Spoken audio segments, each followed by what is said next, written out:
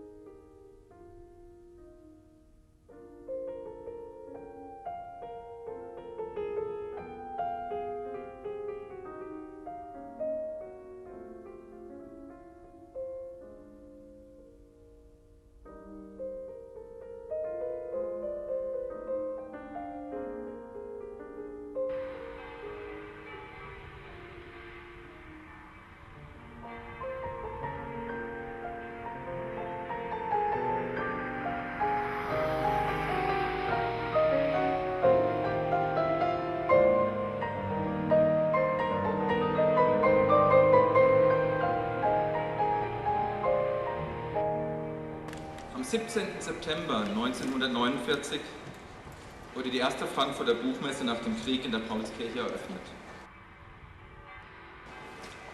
205 Verlage zählte man damals. Heute über 7200 Verlage aus 113 Ländern sind in diesem Jahr nach Frankfurt gekommen.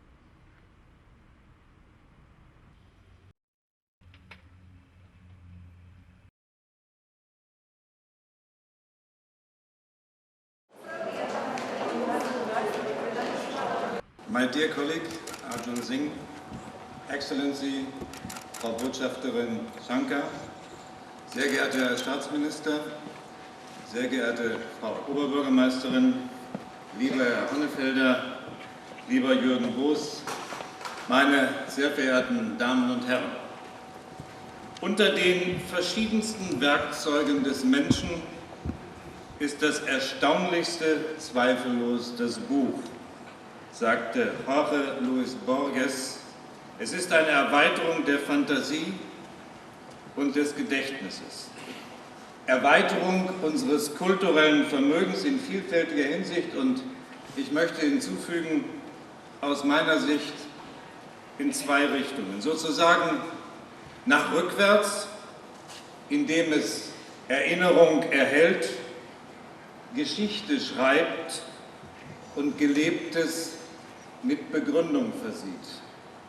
Und es erschließt sozusagen nach vorwärts die Zukunft, zeigt mögliche Konsequenzen auf, weitet den Horizont und öffnet fremde Welten.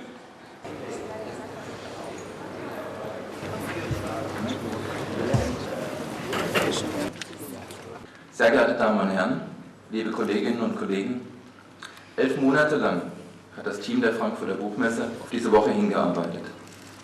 Auf die 58. Frankfurter Buchmesse. Business as usual, werden Sie vielleicht denken, und doch ist gerade das nicht der Fall. Uns ist es einmal mehr darum gegangen, eine attraktive Plattform zu schaffen für den Austausch und Dialog, aber auch darum, neue Vernetzungen anzustoßen, in denen die Buchwelt ein wichtiger Knoten ist. Und ich bin überzeugt, dass uns dies gelungen ist. Nehmen Sie unseren neuen Schwerpunkt, Zukunft Bildung. Hier bringen wir unterschiedliche Gruppen und Organisationen zusammen, die sich mit Bildung beschäftigen. Mit der LitCamp, unserer Initiative zur Alphabetisierung, haben wir gestern die Auseinandersetzung mit diesem Thema hier auf der Buchmesse angestoßen. Denn Bildung geht die ganze Buchbranche an. Und sie ist immens wichtig für den Einzelnen und die gesamtgesellschaftliche Entwicklung gerade im Zeitalter der Globalisierung und Digitalisierung. Ich hoffe, dass die Impulse, die von der LitCamp ausgehen, in politisches Handeln münden. Sicher, Bildung ist immer auch eine Geldfrage. Aber nur, wer in Bildung investiert, investiert in die Zukunft.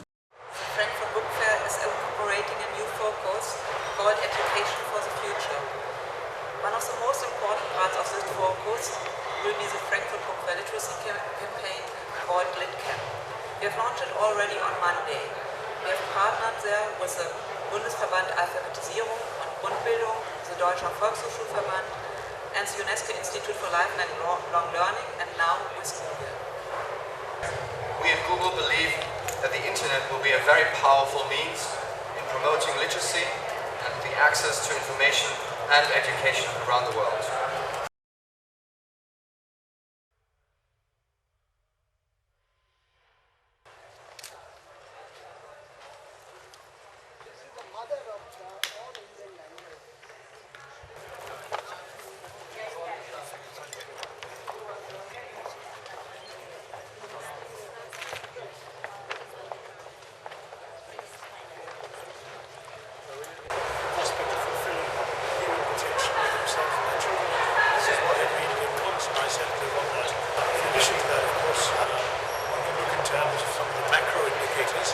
Clearly there is a major challenge in improving the infrastructure of our country, everything from airports, roads, ports, electricity, water, all of those things. And then the human software, our education systems, which are very, very good, world-class at the top levels, but which don't reach down to everybody amongst them. So those are the challenges facing India, and my wish is that India overcomes those challenges in the next few years.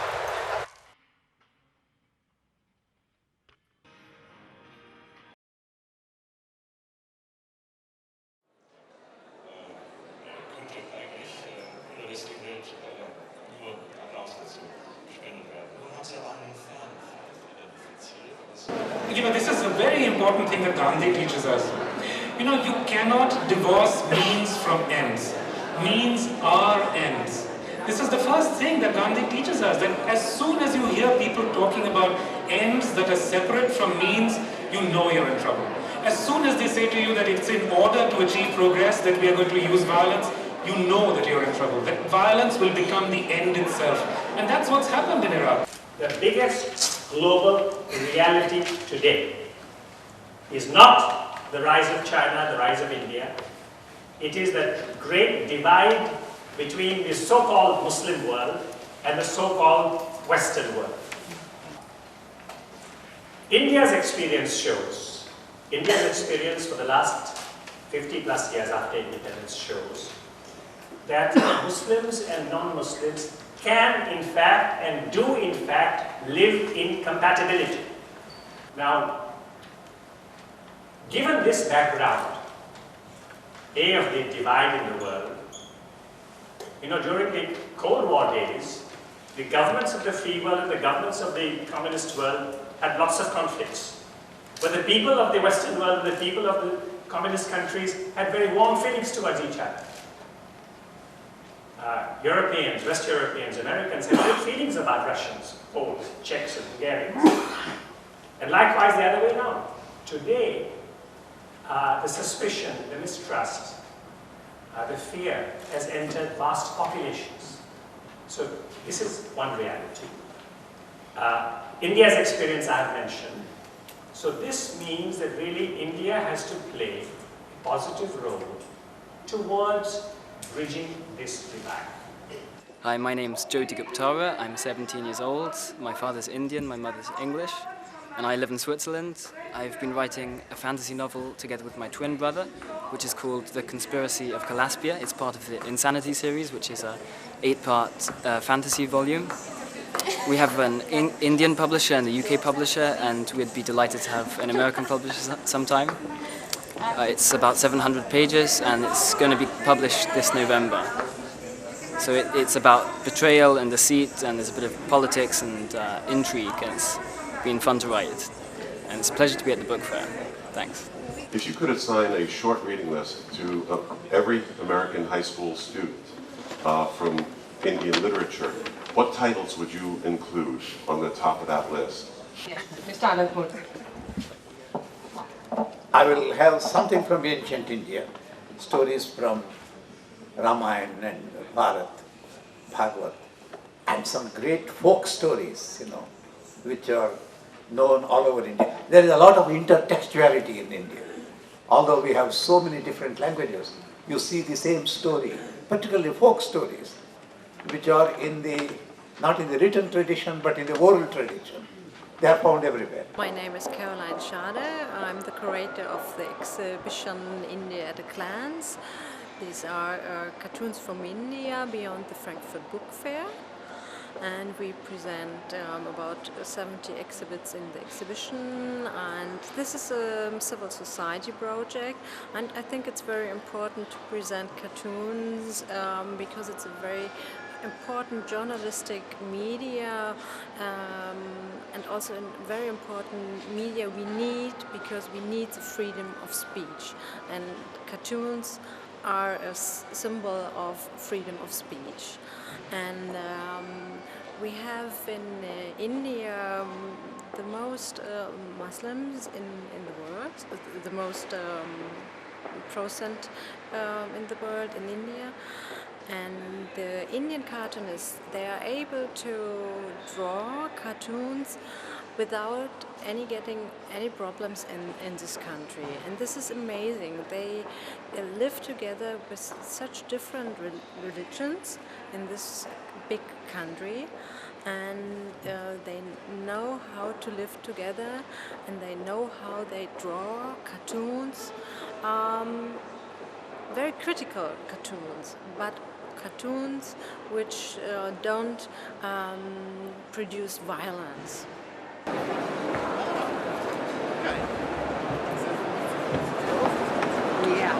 you were to come to our school and have a chance to talk to aspiring writers, what advice would you give them, to those that are starting out? Also Ken Follett wird gefragt, was jungen zukünftigen Schriftstellern für einen guten Rat geben würde.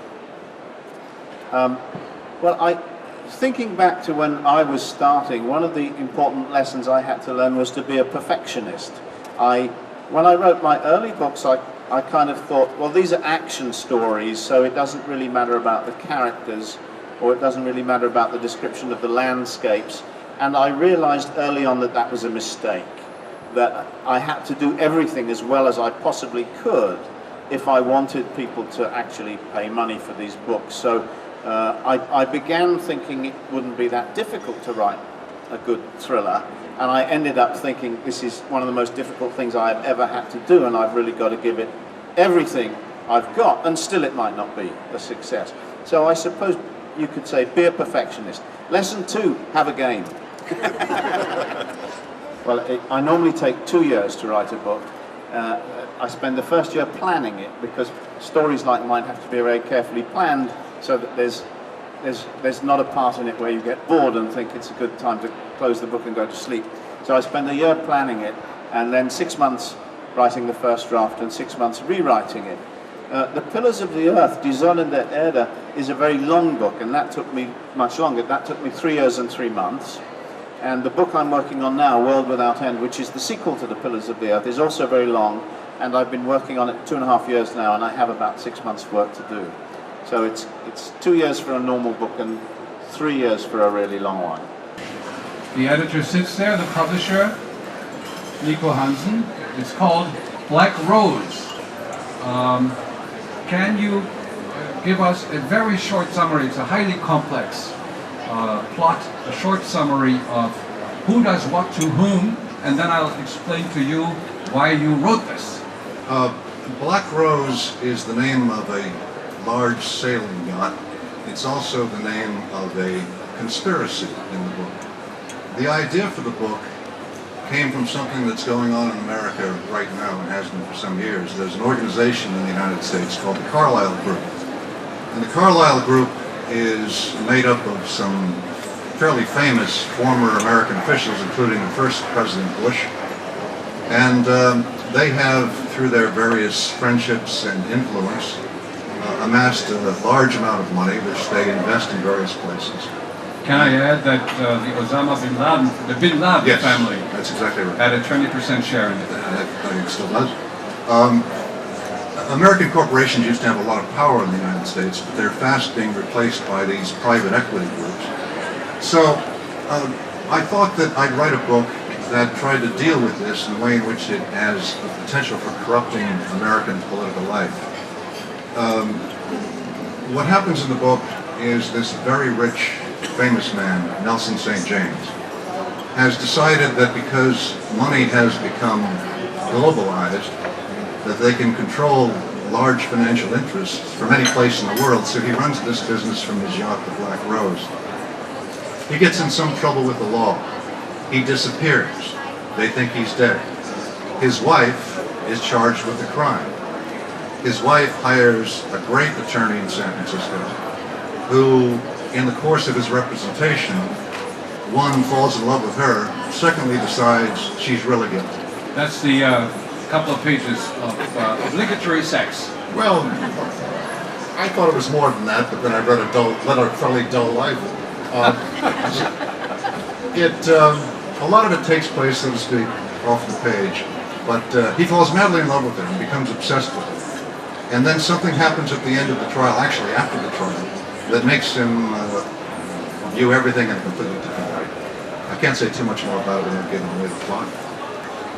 Wir möchten Ihnen heute ein Buch vorstellen, ein ganz besonderes Buch, was zum einen mit unserer Arbeit zusammenhängt, zum anderen aber auch einen völlig eigenen Wert, einen völlig eigenen Stellenwert in der Vermittlung von Kino, von Filmen hat. Der Autor zu meiner Rechten, Alain Bergala, ist ein Star, es ist der Experte zum Thema. Qui soit indiscutablement des grands films sur le plan artistique. Pas des films qu'on regarde parce que ça parle d'un problème et que c'est un film médiocre. Parce que l'un des dangers principaux de l'école, c'est qu'on se sert des films pour pouvoir parler d'autre chose que des films, et souvent des questions, des questions sociales, enfin, des questions comme ça. La première règle pour moi, c'est que tous les films qui entrent à l'école doivent être des grands films, artistiquement des grands films. Et après, on s'en sert comme on veut. La question n'est pas là. Et deuxième point, que ces films donnent une idée large du cinéma et pas une idée étroite du cinéma. C'est-à-dire que pour moi, l'idéal, c'est que ces films donnent une idée de tout ce qui se passe dans le cinéma à un moment donné. Aujourd'hui, il est clair que, je vais vous donner des exemples, puisque vous vouliez des exemples. Aujourd'hui, pour moi, je montrerai évidemment un film de Wu Xiaoxian, qui est un des plus grands cinéastes actuels, qui est taïwanais. My name is Zhang Dachun. I came from Taiwan. These are a few of my books. This is the French version. This is the English version, which published by the Columbia Press, which is Columbia University. And actually, this Wild Kid is from this book, which means 野孩子, wild and kid.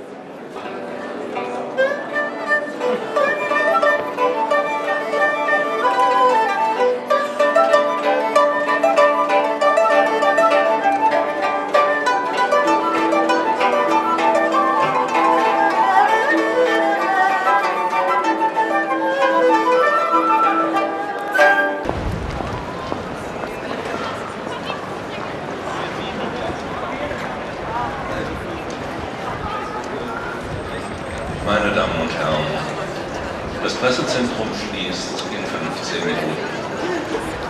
Ladies and gentlemen, the press center will be closed within 15 minutes.